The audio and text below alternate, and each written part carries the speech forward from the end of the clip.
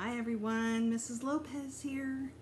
All right, Judy Blume, DoubleFudge, Chapter 4. Richie Richest. I admit I was worried about my first day of 7th grade. I wondered if I'd be considered a new kid because I wasn't there last year to start middle school with everyone else. But how can you be a new kid when you've only missed 1 year? I'd be more like a new old kid, wouldn't I? I wouldn't know everyone at middle school, but I'd know all kinds of kids who'd been in 5th grade with me, and I'd still have the same best friend. Fudge didn't seem at all worried about starting a new school. He and Melissa skipped all the way there. I wish Jimmy still lived in our building so we could walk to school together. Instead, I walked with Sheila Tubman. Not that I wanted to, but what choice did I have? We went down the elevator together. It would have been rude to cross the street just to avoid her, right? I was still hoping we wouldn't be in the same homeroom or any of the same classes. The bad news is Sheila's in my homeroom. She's in my science class in Spanish, too. But I'm trying to keep a positive attitude, like Mom said. The good news is Jimmy also is in my homeroom, and better yet, in my humanities section. We even have the same lunch period, and nobody at school acted like I was the new kid. Most kids either didn't remember I lived someplace else last year or didn't care. After school, Jimmy came over, same as always. I told him about Melissa and her mother and how Henry painted the apartment and fixed up the kitchen. They got a new refrigerator, I said, expecting Jimmy to laugh and make some joke about salami and onion sandwiches. But he didn't. We hung out in the park for a while, at the top of our special rock. Then just like that, Jimmy said he had to go home. I forgot for a minute he'd moved, that he lives somewhere downtown now, that he had to take the subway home by himself. I walked him to Central Park West and 72nd Street. Jimmy and I had been best friends since 3rd grade. He lived around the corner then. It was the first place in the city I was allowed to walk to by myself. I really liked Jimmy's mom. She told me to call her Anita, not Mrs. Fargo. We had this special game. Every time I left her house, she gave me a graham cracker in case I got hungry on the way home. That was a big joke since it took about 2 minutes to get to my building. I was so mad at her when she took off for Vermont, leaving Jimmy with his dad. But then I was happy when Jimmy and his dad moved into our building. Then I was mad at her again, because Jimmy was. Jimmy still doesn't like to talk about the divorce or his mother. He keeps everything to himself. He visits her at Christmas and for a month in the summer. I hope I never see her again, because if I do, I'll tell her exactly what I think about what she did to Jimmy. And don't tell me there are 2 sides to every story like Mom does, because I've seen Jimmy's side up close. Not that I want him to move to Vermont. That'd be a lot worse than Soho. I'd never get to see him then. Now I know how he felt when I left the city last year. I watched as Jimmy disappeared down the stairs into the subway station. I wonder when Mom and Dad will let me take the subway to Soho on my own. That night at dinner, Fudge went on and on about his first day at school. I have 2 teachers in my room, William and Polly, and a library helper. That makes 3. You need 3 teachers, I said, maybe more. Because I'm smart, right? Yeah. They don't come any smarter than you. How many teachers do you have, Pete? A different one every hour. Wow, you're really smart. Dad said, when you're in 7th grade, you'll have as many teachers as Peter. My library helper comes 2 times every week, Fudge said. He's 17. Next year he's going to college. Know what his name is? Jonathan Girdle. I laughed and said, you probably got that wrong, turkey brain. Peter, Mom said. What did we discuss last night? I don't know.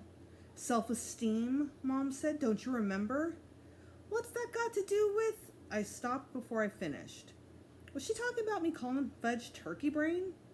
Mom nodded like she could read my mind, but Fudge didn't pay any attention. He went on as if he were the only one at the table. Jonathan told us some people think his name is funny, so I told him some people think my name is funny. Then this girl named Rebecca Noodle said a lot of people think her name is funny. Then Pluto Stevenson said everybody thinks his name is funny. Pluto, I said. Yes, Pluto. But he's not my new best friend. My new best friend is... Wait a minute, I said, interrupting. 1 day of school and you've got a new best friend? Yeah, Pete, I do. I have to hand it to Fudge. He always manages to find a friend. He never worries like I do when I go someplace new that maybe no one will like me. Guess what my new best friend's name is? Fudge asked later that night. I was at my desk. I'd just finished my math homework and was about to start on Spanish. We're having a vocabulary quiz on Friday. I'm doing my homework, I told him. You're not supposed to bother me while I'm studying, and you're supposed to knock if my door is closed. Fudge and I each have half a bedroom. There's a divider wall with the shelves between us, but we each have our own doors to the hallway. I brought you a rice cake, Fudge said at his best little boy in the world voice. He held it out to me. He's the one who loves rice cakes, not me. They make me gag. They're like eating cardboard. I don't want a rice cake, I told him. You know how I feel about rice cakes. Anyway, aren't you supposed to be in bed? I can't go to bed until you, I guess, he said, nibbling at the rice cake himself. Okay, what am I supposed to guess this time? Pay attention, Pete. He said, you're supposed to guess my new friend's name. If you want me to guess, you have to give me a clue, I told him. Okay, his first name is what I want to be when I grow up. King? I guessed. Wrong. President? Very funny, Pete. Try again. Let's see. I pretended to think about it. Oh, I've got it. Miser. No. He shoved half the rice cake into his mouth at once. It's rich. He waited for my reaction. When I didn't say anything, he repeated. His name is Rich. Get it, Pete? It's what I want to be when I grow up. When I still didn't say anything, he added, we call him Richie. His last name is even better. Here's a clue. He's related to someone famous, someone we know. He stuffed the rest of the rice cake into his mouth and brushed off his hands. The crumbs landed on my living Spanish textbook. I don't know anyone really famous. Yes, you do. I give up. Fudge whispered in my ear. He's you-know-who's cousin. We've been through this before, I told him, wiping off my ear. Harry Potter isn't real. But before I could finish, Fudge spit on the back of his hands 3 times. You said his name out loud. You have to spit 3 times or something terrible will happen. Hurry. He spit in the back of his other hand. I don't know why Fudge thinks you're supposed to say the name Harry Potter. You're not supposed to say the name Harry Potter out loud, but he does. It's some kind of magic he invented. I knew he was too young to listen to the book on tape, but Mom and Dad played it anyway, driving back from summer vacation. To tell the truth, it's easier to spit than argue with him, so I did, 3 times on the back of my hand. Whew, Fudge said. That was a close one. I hate to break it to you, I told him, but Potter's a common name. I know at least 2 kids at school whose last name is Potter. It doesn't mean anything. You are so wrong, Pete. Uncle Feather agreed with Fudge. You are so wrong, Pete. So wrong, wrong, wrong. Cover Birdbrain's cage, will you? I said. I can't concentrate on my homework with him yakking. Yak, yak, yak, Uncle Feather said. I reached for my headset and turned up the volume. Sometimes I wonder how I ever survived without it. Richie Potter was at our apartment when I got home from school the next day. He's 2 heads taller than Fudge and so thin you can count his ribs through his shirt. He has a brush cut and his big eyes that blink a lot, like maybe he needs glasses. I could see why Fudge got the idea he was you-know-who's cousin. He started wheezing right away. Allergies, he explained, digging his inhaler out of his backpack and puffing twice. You must have dust mites. I don't know, Fudge said, but Pete has a dog. Dogs are okay as long as they don't lick me, Richie said. If they lick me, I get hives. What about brothers? Fudge asked. Brothers are okay unless they lick their dogs. He and Fudge started laughing. Does your brother lick his dog? Maybe, Fudge said. Hey, Pete, do you? No, I said. Fudge and Richie laughed themselves silly. Want to see my bird? Fudge asked. He can talk. Richie followed Fudge and I followed Richie. I like to be around when Fudge introduces his bird to a new friend. Presenting, Fudge said with a flourish, the one, the only, Uncle Feather. I have an Uncle Jocko, Richie said. Is your Uncle Jocko a bird? Fudge asked. No, Richie said. It's my mother's brother. Uncle Feather's not related to my mother or my father, Fudge said. He's just related to me. He's all mine. So what does he say? Richie asked. Whatever you want him to say. Richie thought about it. Then he said, zoopity-dop, zoopity-zop. Uncle Fudge just stood there. Feather just stood there, his head cocked to one side. Try something else, Fudge said. He likes real words, especially bad words. So Richie said all the bad words he knew, but Uncle Feather wasn't impressed. You try, Richie told Fudge. What's up? Fudge asked Uncle Feather. Usually Uncle Feather answers, what's up? What's up? What's up? But this time, nothing. What's wrong? I asked Uncle Feather. Cat got your tongue? I wouldn't say that in front of Tootsie or she'd start meowing, but Tootsie was taking her afternoon nap. Don't tease him, Pete. I'm not teasing him. I'm trying to get him to talk. He's not in the mood, Fudge said. Come on, Richie. Let's get a snack. I followed them into the kitchen. Mom was still in her whites from work. Are you a doctor? Richie asked. No, Mom said. A dental hygienist. One of my grandpas is a very famous neurosurgeon, Richie said. He fixes brains. We know this girl who fell off her bike, Fudge said, and her brains came out of her ears. My grandpa could have put them back in, Richie said. Too bad she didn't know your grandpa, Fudge said. What's he talking about? I asked Mom. She shrugged and rolled her eyes as if she was wondering the same thing. Then she said, would you boys like a snack? Yes, please, Richie answered. I'll have broccoli. Broccoli, Mom repeated. Yes, please, Richie said. I'd like lightly steamed florets. Mom seemed really surprised. I don't think we have any broccoli in the house, but we do have carrots. Carrots are good, Richie said, dipped in either hummus or tahini. Now Mom was really surprised. We don't have hummus or tahini, but we have peanut butter that tastes a lot like tahini. Don't you cook? Richie asked. No, don't you have a cook? Richie asked.